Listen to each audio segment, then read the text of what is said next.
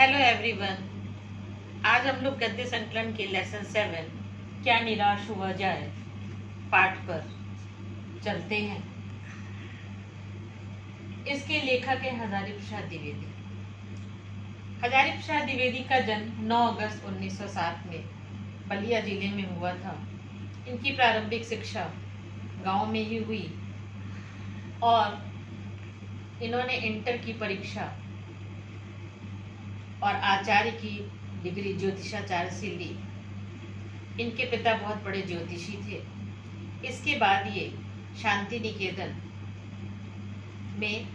निकेतन चले गए, जहाँ पे इन्होंने साहित्य का गहरा अध्ययन किया। लखनऊ विश्वविद्यालय से इन्हें डीलिट की उपाधि मिली।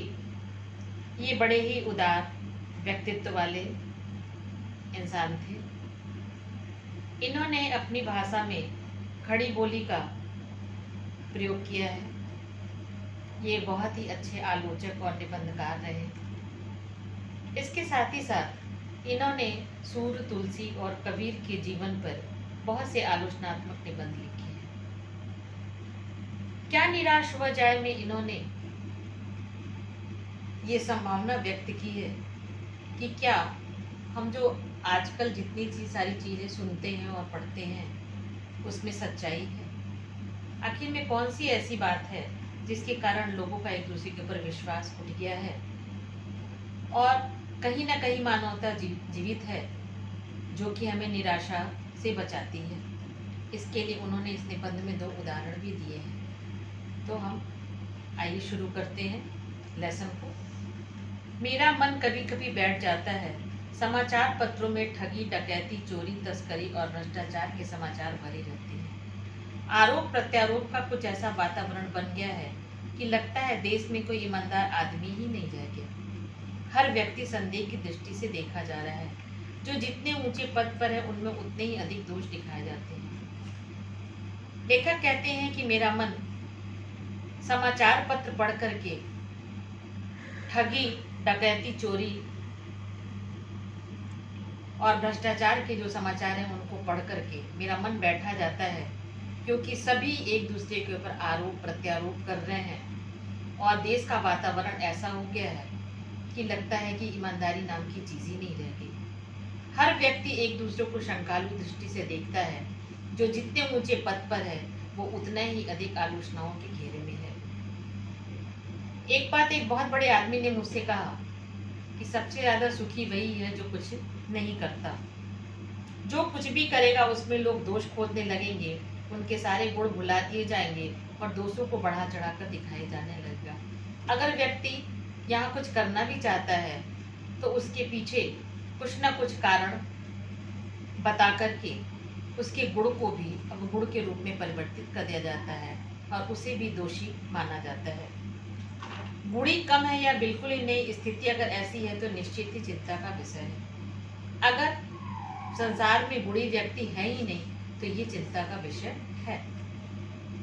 दोष किसमें नहीं होते, यही कारण है कि हर आदमी दोषी अधिक दिख रहा है। क्या यही भारतवर्ष है जिसका सपना तिलक और गांधी ने देखा था? विवेकानंद और रामतीर्थ का आध्यात्मिक ऊंचाई वाला भारतवर्ष कहाँ है? रविन्द्रनाथ ठाकुर और मदन मोहन मालवीय का महान संस्कृत सभ्यता वाला भारतवर्ष किस अतीत के गहवर में डूब गया है?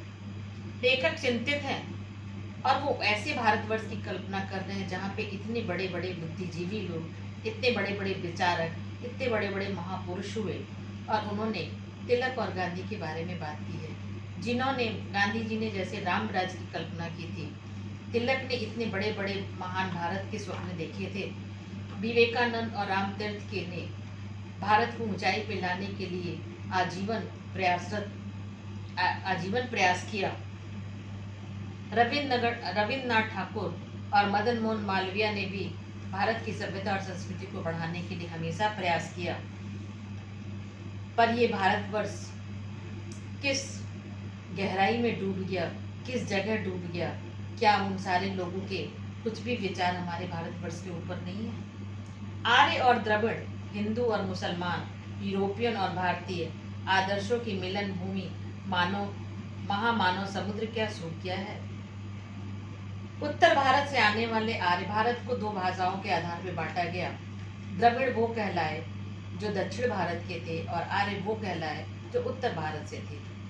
हिंदू और मुसलमान, यूरोपीय और भारतीय आदर्शों की मिलन भूमि का ये समुद्र क्या सूख गया?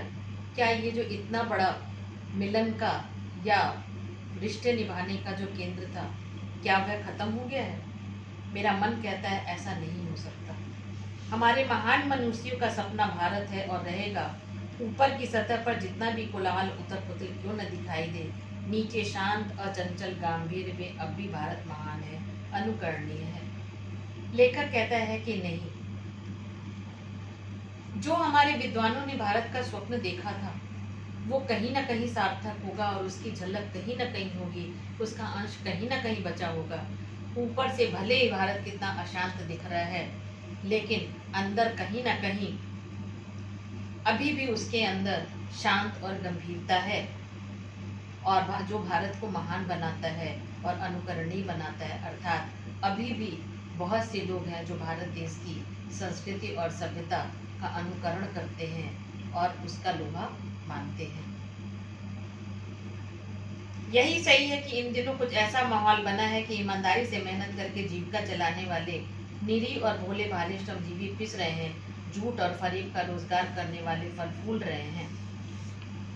कुछ ऐसा माहौल और वातावरण तो भारत में हो ही गया है कि जो ईमानदारी से मेहनत करके जीते हैं और ईमानदारी से मेहनत करके कमाते हैं, उन श्रमिकों को लोग झूठ और फरेब से जुड़ा हुआ मानकर उन श्रमिकों को बेवकूफ समझा जाता है और झूठ और फरेब का ऐसा जाल बिछा हुआ है और झूठ और फरेब करने वाले ही लोग आगे बढ़ रहे हैं और फल फूल रहे हैं।